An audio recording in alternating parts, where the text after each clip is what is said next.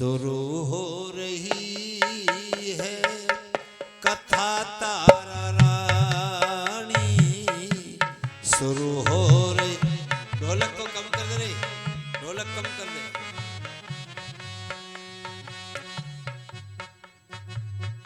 अखिल लोकदायक है,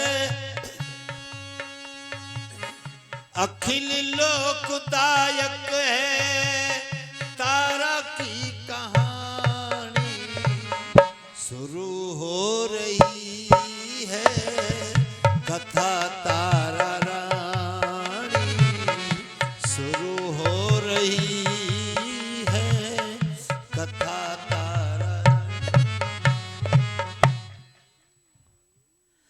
दक्ष भूप के दो बेटी थी, एक रुक्मणी एक तारा। दक्ष राजा के दो बेटी थी, एक रुक्मणी एक तारा। देखो तारा रानी कथा है, चाय फाय बंद करो, ये खाना पीना 1 मिनट बंद कर दो, फिर बाद में पी लेना खूब कटोरा भर भर। कथा शुरू हो गई, रख दो जब पिछताती करके पी ले। दक्ष राजा के दो बेटी थी, एक रुक्मणी एक तारा। जगमाता जगावे जी से उनका था प्रेम अपार, बहुत देवी मैया से जगराता का बहुत प्रेम था। बेटा एक बार बैठ के सुन लो फिर कर लेंगे खाली। एक बार भूल से रुक्मणी ने मांस खा लिया, एक बार भूल से छोटी रुक्मणी मांस खा लिया। भाई तारा देवी को पता चला, जब बहुत घनी गरमाई, श्राप दिया रुक्मणी बहन को, मनुष्य होकर खाती है मांस, जा छिपकली अभी बन जाइए है मेरा श्राप। बड़ी बहन ने भूल से मांस खा लिया, श्राप दे दिया, तो छिपकली बन जा, क्योंकि छिपकली सब कीड़ों को खाती है।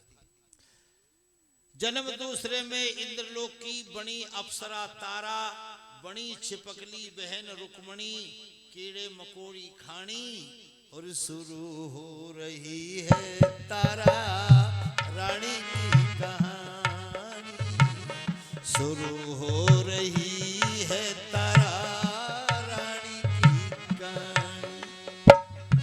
अब हुआ क्या, द्वापर युग में पांडवों ने यज्ञ रचाया, 33 कोट देवता आए पर दुर्वासा नहीं।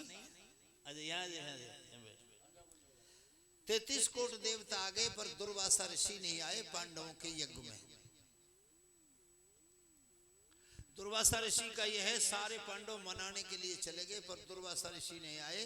दुर्वासा ऋषि ने कहा मैं तब चलूंगा उसी यज्ञ में जब मुझे वो बुलाने के लिए आए जिसने 100 यज्ञ किए। तभी से एक बात चली आई है, तो किसी के कहने से नहीं आए।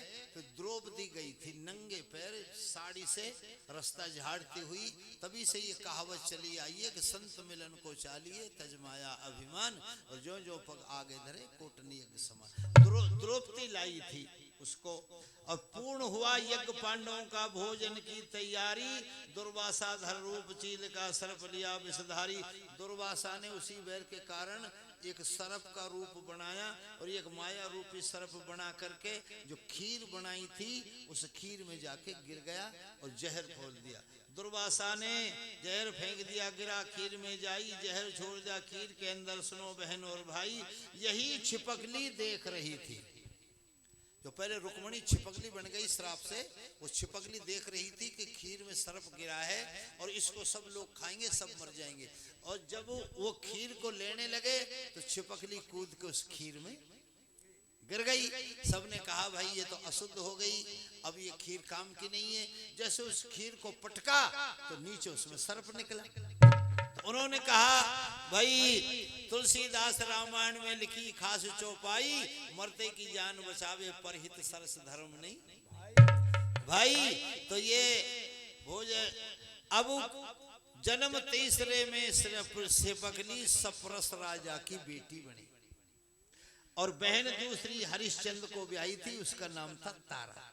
और ये सप्रस राजा को पैदा हुई। पिता ने ब्राह्मणों ने कहा ये बेटी तुमको बहुत भारी होगी, इस कारण से उसने उस बेटी को रुई में लपेट के गंगा जी में बहा दिया। पर सिंदूक में बंद करके समुद्र के मध्य बहाया, गंगा में संदूक बहती, काशी नगरी आई। और ये एक भंगी ने उस संदूक को देख लिया, उस भंगी ने उस संदूक को पकड़ लिया वाल्मीकि ने, और वाल्मीकि खोल के देखा तो उसमें एक कन्या ही थी। अब उसने इसको अपनी बेटी करके इसका नाम धर दिया रुक्को। पहले नाम था रुक्मणी, अब धर दिया भंगी ने इसका नाम धर दिया रुक्को। और भंगिन के घर पाली, वाल्मीकि ने इसको पाला। अब रुक्को क्या होता है, और वो बड़ी बहन जो थी वो हरिश्चंद्र राजा को ब्याही थी जिसका नाम था तारा। अब राजा के महल में ये रुक्को को ब्याह कर दिया उनने। और जब राजा के महल में झाड़ू लगाने जाती थी एक सासू, अब सासू होगी बीमार, उसने कही बहू आज तू ही चली जा, अब तो भगवान मेल मिलाता है ना।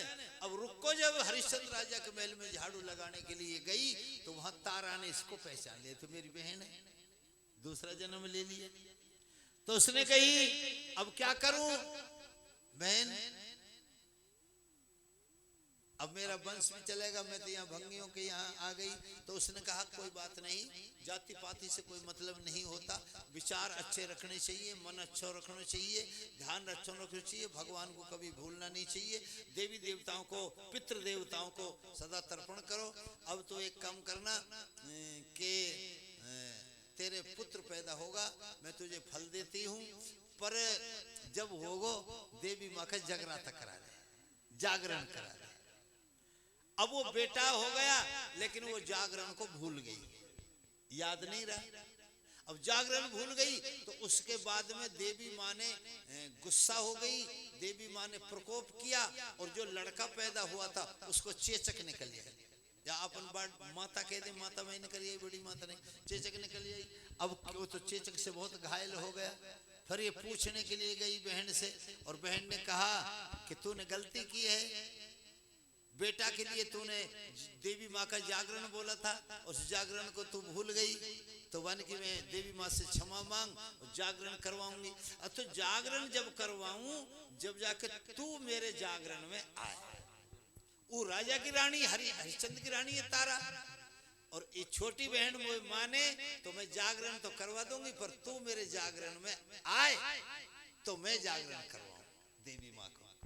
उसने कहा, तारा ने कह दिया बहन मैं कैसे भी करके आऊं, और मैं तेरे जागरण में आऊंगी। और रुक्को ने अपने घर देवी माँ का जागरण कराया, खूब फल फूल से लगाए, देवी माँ का पूजन किया, खूब कीर्तन भजन, देवी माँ की भेंट हुई।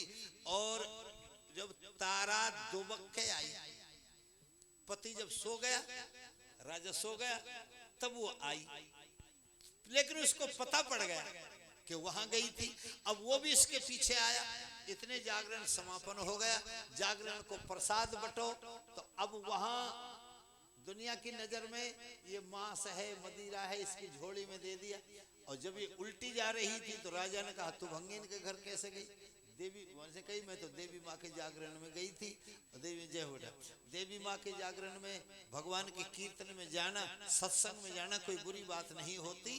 तो वन की तू मांस का प्रसाद लाई है। तो तारा ने जब वो झोली खोल के देखी तो उसमें खील, मखाना, पतासे, सब अच्छी अच्छी चीज फूल बन गए, प्रसाद बन गया। और तभी से उसने फिर जागरण करवाया, देवी माँ की आराधना की, देवी माँ का पूजन करवाया। भाई ये अपने देवी देवता हैं। हमारे विपदा जब ही आती है हमारे घर पर, हमारे ऊपर, जब ही हम परेशान होते हैं, जब हम अपने देवी